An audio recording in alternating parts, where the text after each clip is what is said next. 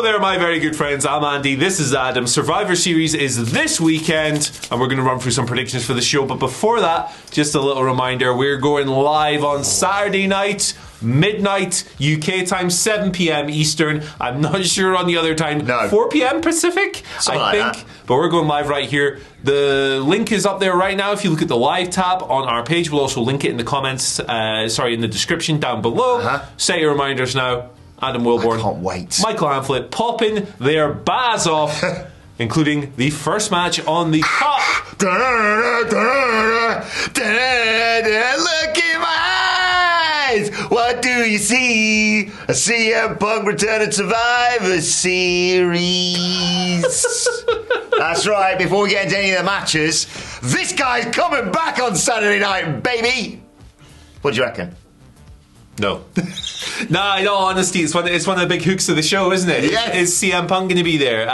It's obviously in Rosemont, which is adjacent to Chicago. Yeah. It's not actually Chicago, which several rightly annoyed Rosemont natives have told me in the past. Very sorry. I've been to the Allstate. It's very nice. But I honestly don't think he's going to be there. I think WWE, per the line of reporting, have been very careful to try and temper expectations. They don't want you to think he's going to show up. So that tells me he's not. But also, it's much more fun to say he's going to be there. So I'm predicting yes. I am the only wrestling journalist brave enough to picture this, my journalistic reputation on the line, Andy, to say that CM Punk is returning at Survivor Series, Nakamura's going to come out, it's an open challenge, and the roof's going to come off the bloody place. But let's get into the first actual match at Survivor Series. Let's do that. It's Carlito versus Santos Escobar, the recently heel-turned Santos Escobar, this of course. This is my entry. Sorry. So you need to shut up. Yeah, of course, it's a big angle on SmackDown at the moment, isn't it? Sorry, that was very mean. I won't do that again. This is the big storyline on SmackDown at the moment. We've had one kind of stable split storyline move into the shadows for a little bit in the forms of the Bloodline, and now we got this one right here. I think it's very interesting, particularly when you read the reports on all the other names that they're maybe thinking about getting involved in. And also, I actually have gone completely off the rails because I actually think this was your entry. So it was. So as I said, Andy, it's Santos versus Carlito. Who you got?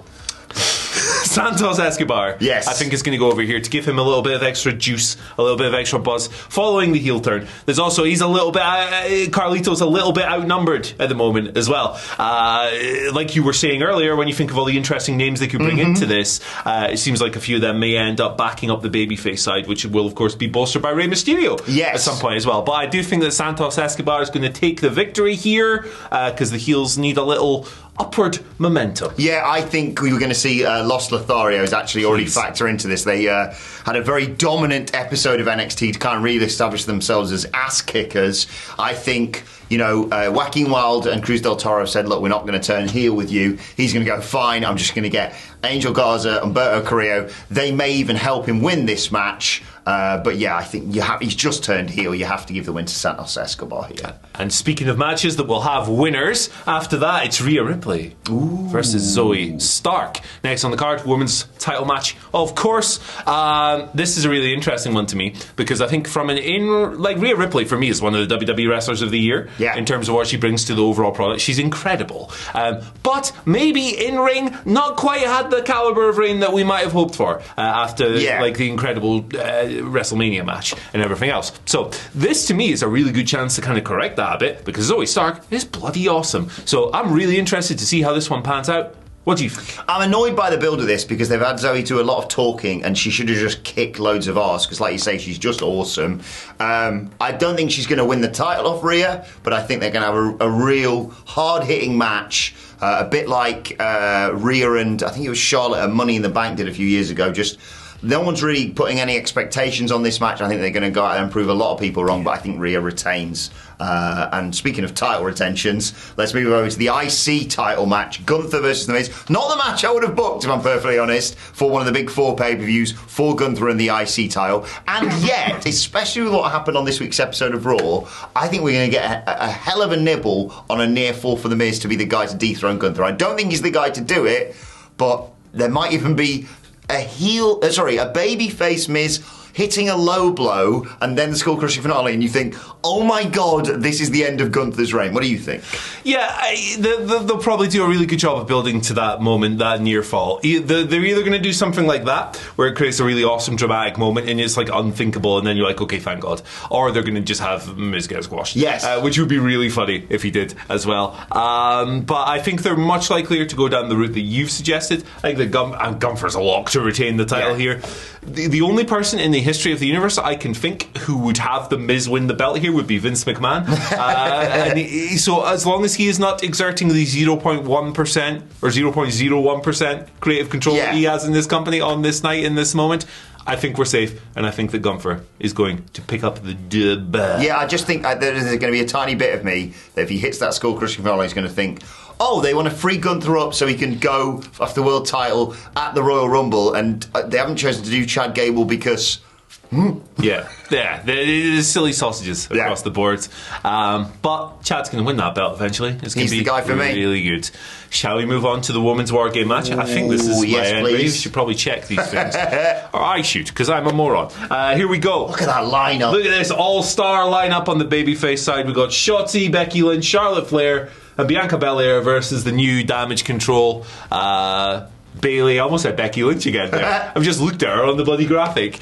Bayley, Io Sky, Asuka, and the newly returned Kairi Sane. Of course, Dakota Kai will probably be on the outside causing mischief while she is still injured. But this has been another of the big faction storylines that WWE has been building on SmackDown and building much of that show around since Kairi came back just a few short weeks ago. And it's been really fun to see the Damage Control stable evolve. In particular, this week we got the big moment of Becky and Charlotte finally on the same page. Of course, it was only 2 years ago that they had that interesting belt swap segment. Belt swap, Jesus. Crazy. Who have you got as the winners? I'm conflicted on this. Not on the result. It's 100% going to be the Babyfaces winning this one. Bayley's going to eat the pin. It's going to be leading to her getting kicked out of Damage Control because, well, look at that lineup without her, and Bayley needs to turn babyface for now. The thing I'm conflicted about is who actually enters War Games for the Babyfaces. There's a fair history of backstage attacks prior to War Games, so that might happen with poor Shotzi. I am conflicted because also Shotzi, especially during a time in NXT, was known for doing some bonkers spots, and it's War Games at the end of the day. But there's a bit of me that thinks we're going to find Shotzi in a backstage stairwell or whatever it is with her ass kicked. Oh no, the babyface has got the disadvantage, which they need because inexplicably they're probably going to win the Ruffles vote and have the advantage going into War Games. So it's going to be 3 on 4. Oh, who can we possibly get? They've kicked everyone's ass. A Jade Cargill debut in War Games to help them win. Tidy way of doing it. And I think you're on the money with your prediction there as well. I think that the Bayley split thing, whatever, she needs something a bit new. I think the stable is entirely new, almost like it's a completely fresh coat of paint.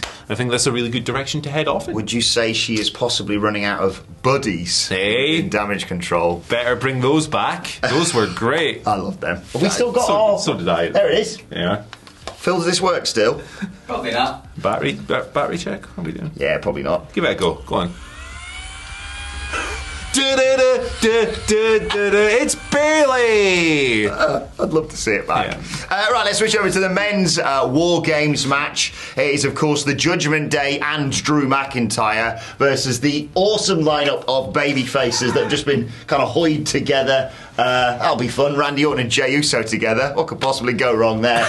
Sami Zayn, Seth Rollins, and, of course, team captain, one would assume, Cody Rhodes. A lot of stuff in this as well to factor in, because whilst I assume Cody wins the match because he gets another big win and that's his road to saying, I'd really like another shot at that title, Roman, there is also a bit of me that thinks Damian Priest does have a briefcase in the World Heavyweight Champions in this match. He's always going to be looming and blooming, isn't he? I really love Randy Orton's going to turn in this match, man. Listen, if there's one thing you need to know about Randy Orton, it's a lesser known fact. You know, his nickname is the Viper. That is a form of snake, and snakes are not trustworthy. So I hope he does one of his ring entrances with a big sperm, like he did at WrestleMania that time. That'd be sick.